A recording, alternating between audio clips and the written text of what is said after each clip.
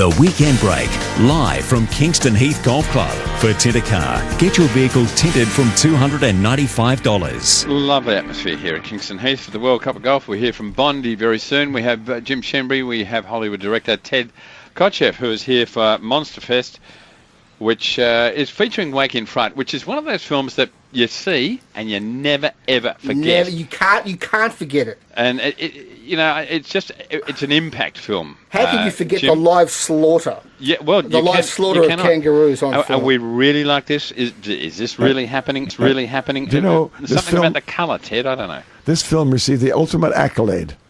It was declared a Cannes classic 5 years ago. Mm-hmm. That's the highest accolade any film can receive. Now, what we're going to do now, congratulations to you, Ted, on that. Thanks, darling.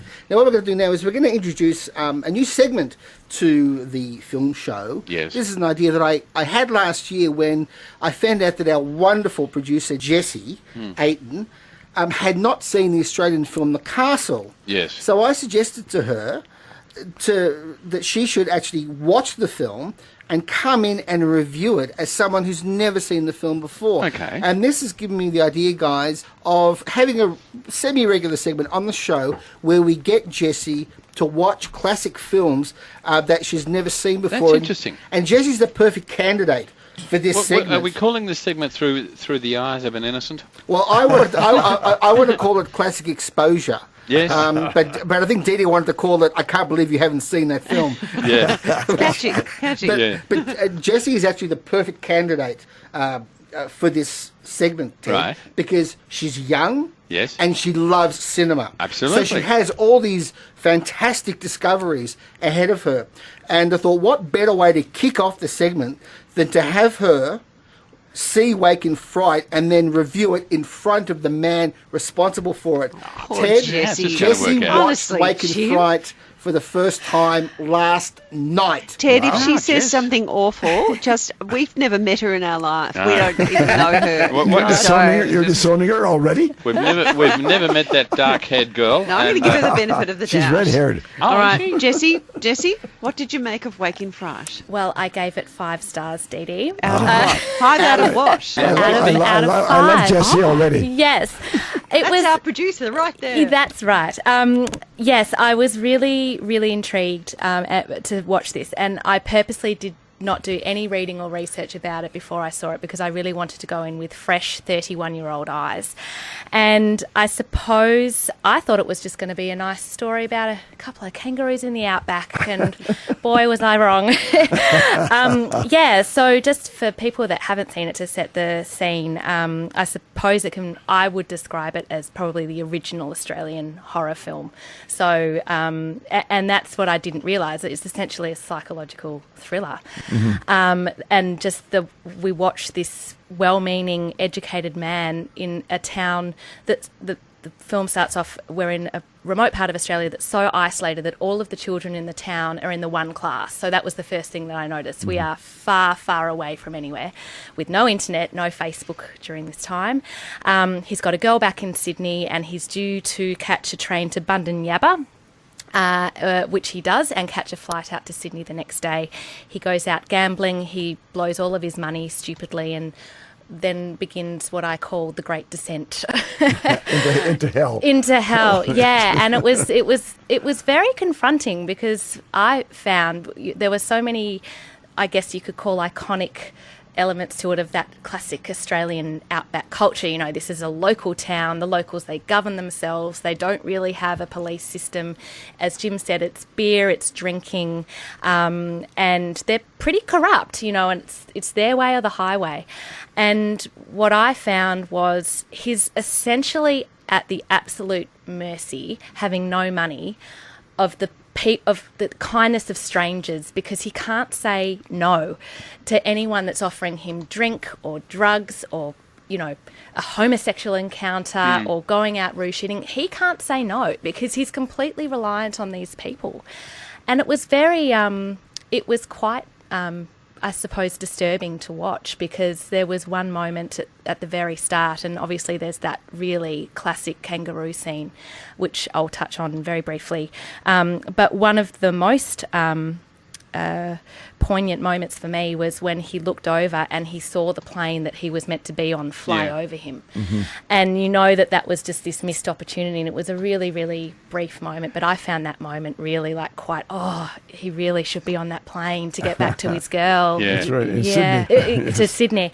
And then of course we have probably in the scene that it's most well known for, which is this kangaroo hunt. It's filled with booze and drugs, and they go out into the outback with this, alpha males, and they go on a road trip, and it's a really confronting scene. Like there's no, and it's prolonged as well. And as I understand, Mr. Kotcheff, you were actually, when you filmed it, you were involved with local licensed kangaroo shooters. Is that right? And it went on for 10 hours. Yes. And I know that you didn't show the most gruesome parts of it, what you actually saw. It was too horrendous. Too horrendous, yeah. So what we saw was actually far more of a censored version. And as I understand, you faked a power failure so that you could call the shoot off because it had been going for 10 hours. Is that right? I thought that they wanted me to use that footage, but I said, if I put that footage on the screen, the audience will run screaming out of the cinema. Yeah. Ted, can I ask a question? And sorry, Yes. Jess, to interrupt, but Jessie has described that scene as being prolonged and confronting. How do you, as the director, how do you decide how long to show in the finished film that isn't going to completely turn the audience off? Well, of course, I'm an experienced director, so you learn these things in the process of becoming a director, darling. And also, you test the films and Right. before an audience, and in the kangaroo hunt, I used the most modern, the least offensive part of the shooting. These guys were professional hunters working for. Can you imagine? They were shooting animals for the American pet food industry. Yeah. Can you imagine? Yeah. I was horrified. Ted, sorry, go on. Please No, I'm go going on. to say, and I was with them all night long. And the first time, the guy said to me, "Ted, would you like me to? Where would you like me to shoot them?" I said, "Excuse me." He said, "Would you like? Well, we can shoot them in the kidneys, the heart, or the brain." I said, "What's the difference?" He says, "The kidneys, they drop dead immediately. You shoot them in the brain, they take one enormous leap into the air, then they die. You shoot them in the heart, they take 3 hops, and then they die." And I said, "Listen, please don't do anything for me. Just go on with your work," because I didn't want to stage anything, because I would never want to kill an animal for a film. That would be horrendous to me. That's why I used these people. At least they were killing anyway. Yeah. The question that Dee Dee asked, I think, is a very perceptive one about how far do you go before you decide to cut. Jessie, you will remember how he loses his money in the film, and how Ted, after showing the adrenaline rush of a 2-up game, the moment of crisis for this character, you don't show. You cut to him in his tiny hotel room, naked, lying face down on his bed, and you say everything with that shot. The man is now completely, Jessie, as you say, exposed Naked. to whatever now happens. He is completely, he has now no control over what happens no to him. protection. Yeah. No defense. He's completely lost all his moorings. Question without notice for our 31-year-old producer, Jessie. Yes. You've just met someone. He suggested a movie night. You picked the film. You've seen that Wake in Fright's playing at an art house theatre somewhere in Melbourne. Do you go to it? What's the new date? Wake in Fright? With a new date? Yeah. Yeah, just so we can get to know you as a person. Yeah, Ted, did you ever think of this movie as a date movie? No. I probably not if I wanted a second date. I don't think I'd go. Right. But Okay, in terms of, I'll just finish by saying I thought it was one of the most gripping pieces of film, Australian film, that I had ever seen. It was truly, I could not look away. That's great, and Jess. even though it was at times really unpleasant to watch, and it's quite grim and it's depressing, I absolutely loved it. And I would, to anyone that hasn't seen it, it's available on iTunes. 46 So, years Ted, old. Okay, well, listen, Ted, there was the I Cannes think- Classic Award, and then there's the review from Jessie, which is higher, Yeah, come on. which I think does Jessie, your heart I more can't. good. I think she's great, brilliant. She's so insightful. She's so clever.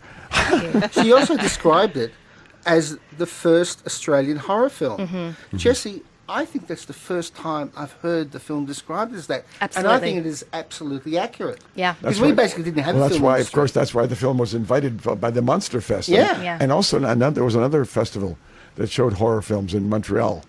And they invited, I said, why are they inviting my film to a horror film show? It's a horror film. And you're absolutely right. It is, there's a horror quality to it. It's psychological like a horror. nightmare. Sorry. You know, Thank it's okay. you. Well, Thanks, Jess. I'm Thank afraid we you. need to take a break. And Ted, thank you very, very much for joining us this afternoon. Great to It's meet been you, Ted. fascinating to talk to you and an honour for us. Oh, Indeed. good. Indeed. And we're Thank glad you. our Thank Jessie you very didn't much. say anything horrid about your movie. Yes. Sitting right there, that would have been awkward. Great to have you. Jim, stay with us. Jessie, back on the phones. Yes. And in just a moment, we're going to get an update on the cricket and the golf on the weekend break.